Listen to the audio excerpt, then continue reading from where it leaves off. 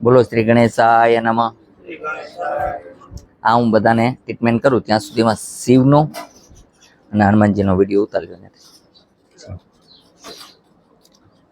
જય ભગવાન મંદિરમાં શિવજી ને હનુમાનજી હું આ બધાને પૂછ્યું હા ચાલુ જ છે વિડીયો ચાલુ। બોલો શું તકલીફ છે તમારે? કેટલા ટાઈમથી દુખે છે બેન? ઉપરથી જાઓ ક્યાં દુખે છે? લાવો હાથ લાવો બેટા।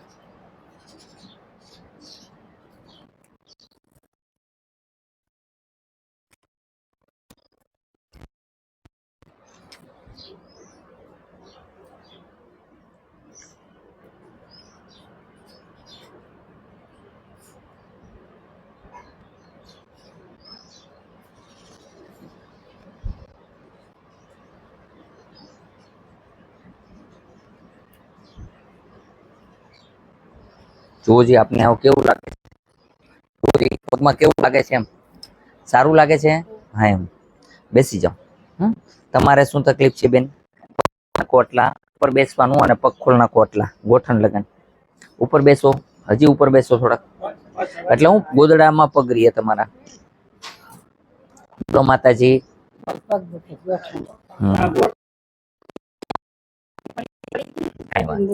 ચાલો હમણાં બંધ કરો, પગ વારી હમણાં વારી દેશું પગ।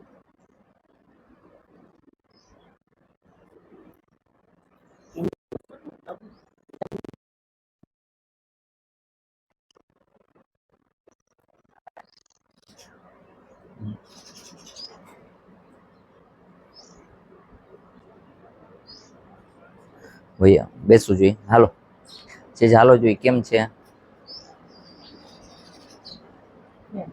ફેર છે? બેસી જાઓ।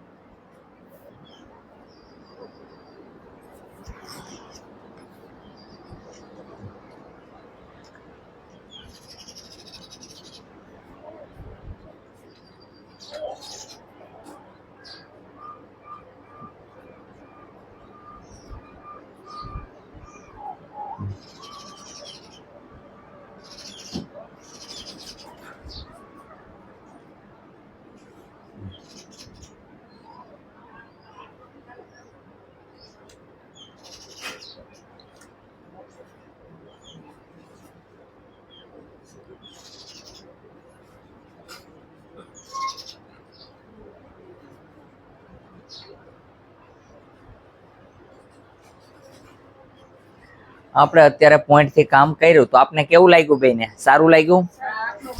હા એમ પગ પગ વળવા માંડ્યો ને એટલી વાર ની અંદર જ હવે હાવ વળી જશે હમણાં। તમે થોડોક ઉપર બેસીને પગ ખોલી નાખો બે બેન। તમને એકવાર કહેવાનું કે પગ ખોલી નાખવાના એટલે એક જ વારમાં, એટલે હું આપણે બધાનો ઈલાજ કરવાનો। હવે જેમ બને એમ પછી ટ્રાફિક વધતો જાય। લગાડો દવા, નીચે હોઠ લગાડજો। દવા લગાડેલા હાથ મોઢા ઉપર ન લગાડવા નમ્ર વિનંતી છે। આપને શું તકલીફ છે? બોલો। મને છે ને માથું દુખે છે હમણાં અને થોડુંક બીપી હમણાં વધ્યું છે અને ડાયાબિટીસ છે। બરાબર છે। માથું કેટલા ટાઈમ થી દુખે છે? એકાદ મહિનો છે। ડાયાબિટીસ? ડાયાબિટીસ 4-5 વર્ષથી। હા ડાયાબિટીસ કેટલું છે? ડાયાબિટીસ તો નોર્મલ જ આવે। કેટલું આવે? હા ઇન્જેક્શન લેવો પડે છે? બરાબર। તમને ગેસ ભરાય છે? ગેસ કબજિયાત કઈ નહીં?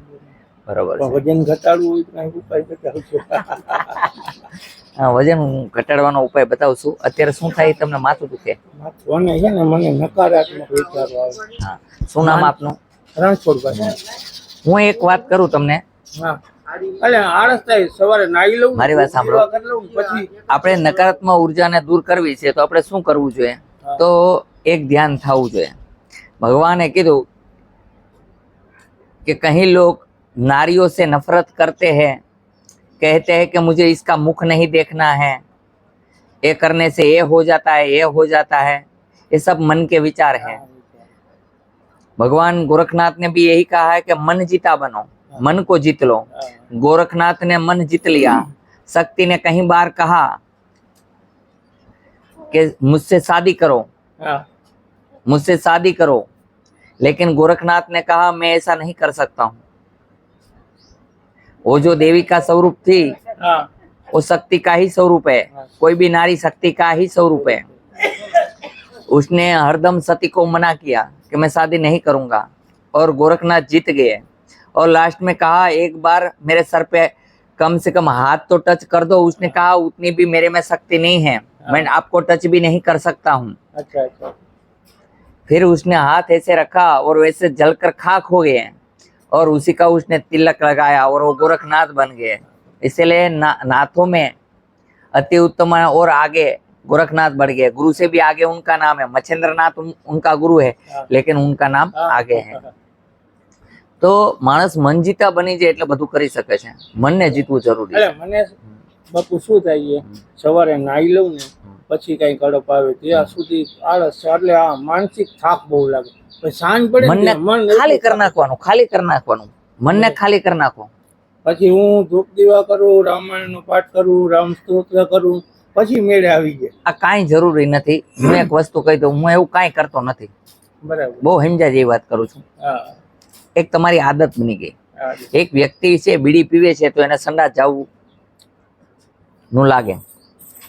તમાકુ ખાય તો ઘણા સંડાસમાં જઈ શકે છે. આ બધા વ્યસન તમે ઉત્પન્ન કર્યા. હા આ રામાયણ મહાભારત પેદા થયા ત્યારે કોઈ વ્યસન નહોતા. હા, નહોતા, નહોતા. આ તમે બધા ઉત્પન્ન કર્યા એટલે નડે. અને એટલે કોઈ પણ પ્રકારનું વ્યસન નહીં, ખાલી ઓનલી ફોર શાંતિ મેળવો.